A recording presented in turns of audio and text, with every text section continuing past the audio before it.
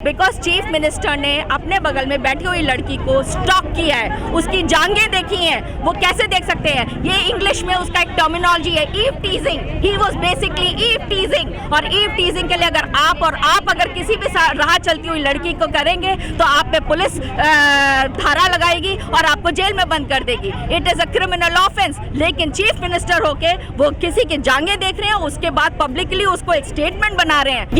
ये तो जनता को आप समझना चाहिए कि ये तालिबान बना रहे हैं, मनुस्मृति लाना चाहते हैं जिसमें औरतों को दबा के रखा जाएगा और वो तालिबान लेके आएंगे। वो जो करेंगे, ये गुंडा राज चल रहा है और आम जनता को अब आंखें खोलनी चाहिए। ये सरकार 100 years में भी नहीं आएगी। इससे अच्छी तो ब्रिटिश एम्पायर थी, लेकिन ऐसे तो अपने ही देश के दुश्मन निकले। ये तो धिक्कार है। मनुस्मृति को फॉलो करते हैं। मनुस्मृति क्या है? औरतों को दबाना। उनके जो पार्लियामेंट में उनकी जो वुमेन पार्लियामेंट है वो खुद गलत वक्तव्य देती हैं।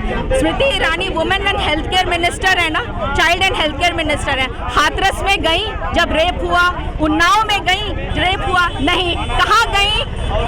अमेठी गई अपना बंगला बनवाने के लिए। तो बेसिकली आप देखिए ना कि वो सरकार ही ऐसी लूड़ी पूड़ी सरकार है कि उनका माइंडसेट ही नहीं है। कपड़ों से पहचानते हैं ना, हाँ हम कपड़े से ही पहचान रहे हैं, क्योंकि अगर आप चीफ मिनिस्टर की बेटी देखिए तो वो गंदे कपड़े पहनती हैं। अभी देखिए बैंगलोर में जो मिनिस्टर्स आए वो पूरे नंगे थे, बेड पे नजर आए सेक्सुअल स्कैम में, वो भी हम कपड़ों से ही पहचान रहे हैं। बेसिकली उन मोदी जी का कहना था कि कपड़े मत पहनो और पोर्नो साइट्स देखो। आप पार्लियामेंट में उनकी जो बीजेपी की एमपी है असम से, वो क्या करती नजर आती हैं? स्विमिंग पूल में न्यूड नजर आती है, नंगी नजर आती हैं। तो वो मोदी जी का कहना सही है, कपड़े मत पहनो, कब नंगे घूमो और उसके बाद क्या कहते हैं रेप भी होंगे इस देश में, क्योंकि जस्टिफाइड है। नहीं चलेगी महिला विरोधी छोटी सोच, नहीं चलेगी, नहीं चलेगी महिला विरोधी छोटी सोच, नहीं चलेगी, नहीं चलेगी महिला विरोधी छोटी सोच, नहीं चलेगी, नहीं चलेगी।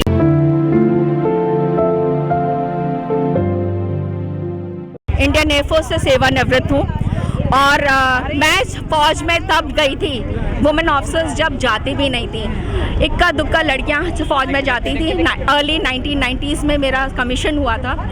मैं 22 साल बेटे की माँ भी हूँ और मेरी सिस्टर आर्मी में कर्नल है।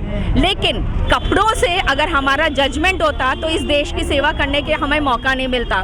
ठीक है, तो कपड़ों पे जो चीफ मिनिस्टर ने स्टेटमेंट दिया है, ये तो बहुत ही लेटेस्ट स्टेटमेंट है। अगर आपको याद हो, बैंगलोर में वैलेंटाइन डे पे येदियुरप्पा सरकार ने हुड़दंगा मचा दिया था।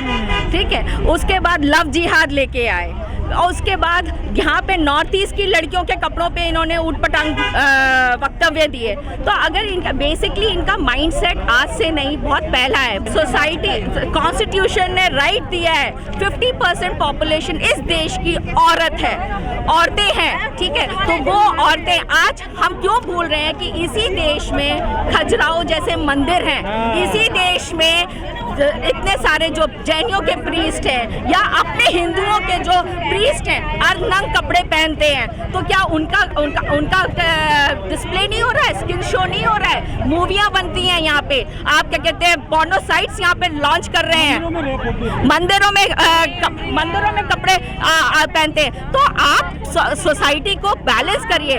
हम ये नहीं कह रहे कि नंगा नाच हो इस सोसाइटी में, बिकॉज सोसाइटी को बैलेंस करना बहुत इंपॉर्टेंट है।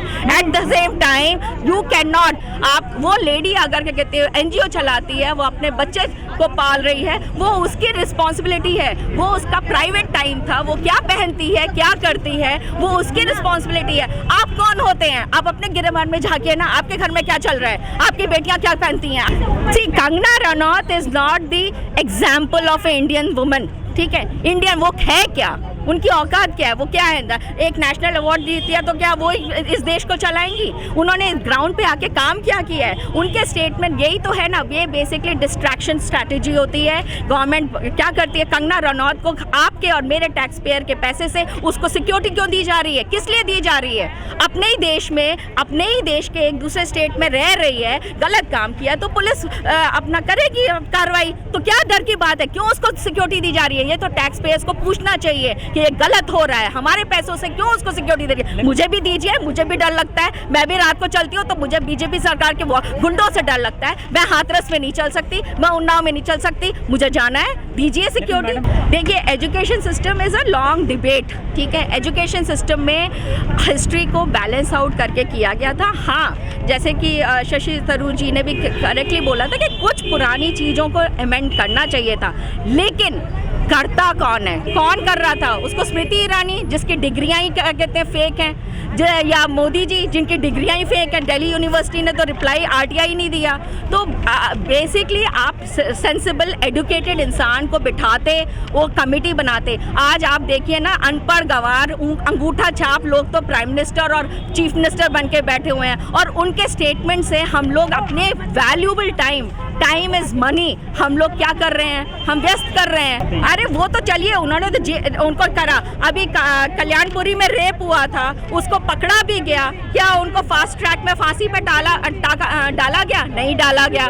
बाकी चीफ जो स्मृति ईरानी है, या जो क्या कहते हैं निर्मला सीतारामन है, किरण खेर हैं, मीनाक्षी लेखी हैं, सीनियर एडवोकेट है ना सुप्रीम कोर्ट की, क्यों नहीं आवाज उठाती हैं औरतों के लिए? अरे औरतों के नाम पे ही डब्बा हो गए ये लोग। तो ये तो औरतों के पार्लियामेंट में बिठाया ना, आप औरतों को रिप्रेजेंट कर रही हैं, क्या कर रही हैं आप? तो बेसिकली तो उनके खुद के थाली में इतना बड़ा छेद है, तो वो क्या करेंगे? वो किसी के लिए नहीं करेंगे, जनता के लिए तो छोड़िए, वो अपने लिए भी नहीं करेंगे। They are just parasite. ये क्या कहते हैं, जीवी हैं। They are parasite on the nation. हम लोगों के आपके सबके पैसे लेते हैं और इन लोगों को सैलरीज मिल रही हैं, मिनिस्टर्स बन के बैठ गए। इस देश को तो उधार इनको फेंक देना चाहिए, देश निकाला मिलना चाहिए इन लोगों को सबको, क्योंकि ये धब्बा है इस देश के लिए।